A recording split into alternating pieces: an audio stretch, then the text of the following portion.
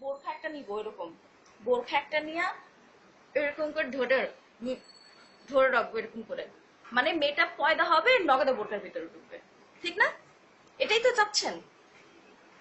বোরখা পরলে, পর্দা করলে মানে আপনার এগুলো আটকাতে পারবে না, চিন্তা ভাবনা চেঞ্জ করতে হবে, এইখান থেকে চিন্তা ভাবনা চেঞ্জ করতে হবে। আর পর্দা করলে আপনাদের চোখে পর্দা করেন, এই যে চোখের মধ্যে পর্দা করেন, কারণ হচ্ছে আপনারা খারাপ। এখন যদি একটা রাস্তার মধ্যে একটা মেয়ে ন্যাংটা হয়েও হাইটা যায়, আপনারা তাকাবেন কেন? আপনাদের ধর্ম এটা বলছে আমি মুসলিম, আমি মুসলিম, আপনাদের ধর্ম বলছে, আমাদের ধর্ম বলে নাই এরকম। আপনারা আপনাদের চোখে পর্দা করেন। একটা মেয়ে যাবে, আপনাদের ধর্ম এটা বলে নাই, আমাদের ধর্ম এটা বলে নাই যে একটা মেয়ে হাইটা যাবে রাস্তা দিয়ে শাড়ি পরা, তার শাড়ি ধরে টানতে হবে। এখন থেকে তো আমি চিন্তা করছি, ওই যে কিছুক্ষণ আগে একটা আপুর ভিডিও দেখলাম, সেখানে ছুরি কাচি নিয়ে বসে, ছুরি কাচি রাখতে হবে। আমি ছুরি কাচি দিয়ে চলি, যখন থেকে আমি একা চলা শুরু করছি তখন থেকে আমি ছুরি কাচি নিয়ে সিরিয়াসলি আমি চলি, ট্রু। বাট দেখলাম যে ছুরি কাচি দিয়ে কিছু হবে না, সেটা হচ্ছে আমাদেরকে আমাদের সোসাইটিটাকে চেঞ্জ করতে হবে, আমাদের চিন্তা ভাবনা চেঞ্জ করতে হবে। একটা মেয়ে হয়েছে দেখে আমরা মরে গেছি, পড়ে গেছি, ছোট হয়ে গেছি, অবলা নারী? No, we are not. আমরা সব নারীরা যখন এখন রাস্তায় নামবো, আপনারা ছেলেরা একটা কেউ আমাদের দিকে তাকাইতে পারবেন না, একটা কেউ তাকাইতে পারবেন না। বিলাই নাকের আগে সুটকি লটকাইয়া যদি আইন দেওয়া হয়, এই বিড়াল সুটকির যদি মুখ লাগাবি 50টা বেদম, এরকম আইন দিলে বিলাই ঠেঙ্গ মানত না। আরো বিলাই কব যে ইমন আইন করছে হের 50টা নম্বর কাজ, ইমন নির্বুত কেন নজর, এখন ঠিক না? পাতিলার ভিতরে সুটকি রাখা ডাকনা দিয়া এরপরে আইন করো, যদি মুখ লাগাবি তাহলে কিন্তু বেত লাগাই না, যেরকম ঠিক কিনা? ঠিক তেমনি ভাবে নারীগুলোকে স্নো পাউডার আলতাল খাতরা লাগাইয়া উঁচা জুতা আর টাইট পিট পোশাক পরিধান করাইয়া যুবকদের নাকের ডগার আগে দিয়ে আহন যাওয়ানের ব্যবস্থা করে দিব।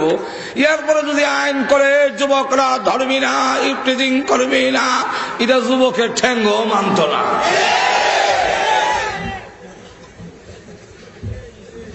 ব্যাপারটা করে দেওয়ার উদ্দেশ্য মতলব খারাপ, আর তো জোরে কর না।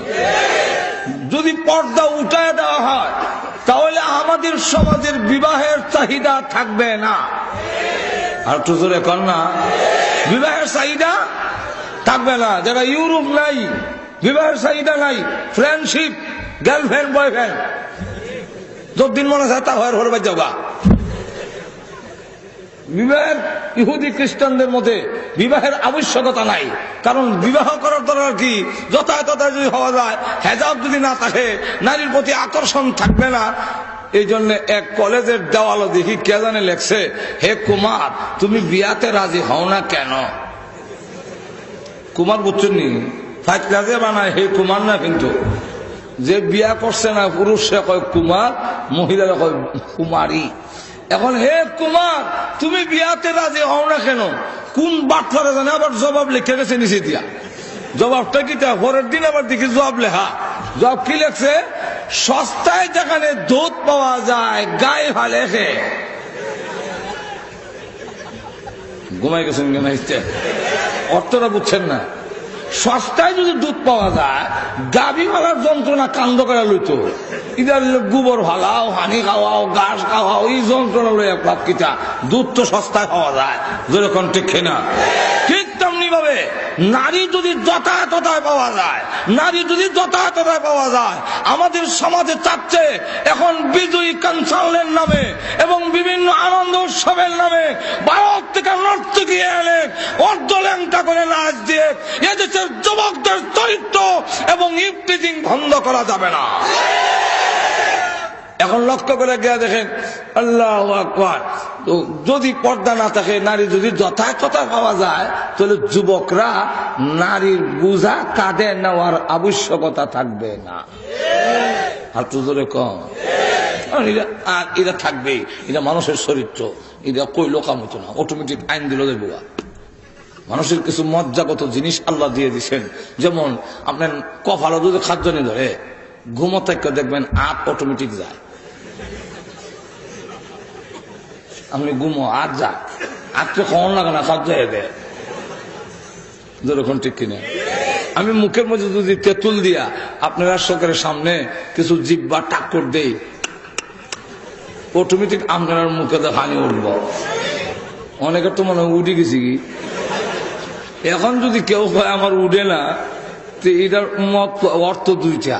একটা হইল হের লম্পট স্বীকার করে না, আর একটা হইল হের জিব্বার দোষ আছে, এটা চিকিৎসা করণ দরকার। ঠিক তেমনি ভাবে নারী দেখলেও পুরুষের আগ্রহ হবে, এটা আল্লাহর জন্মগত দেওয়া। সুতরাং ইদার থেকে রোধ করতে হলে মাঝখানে পার্টিশন, হেজাব, পর্দার দরকার। আর তো ধরে কর না, যাই হোক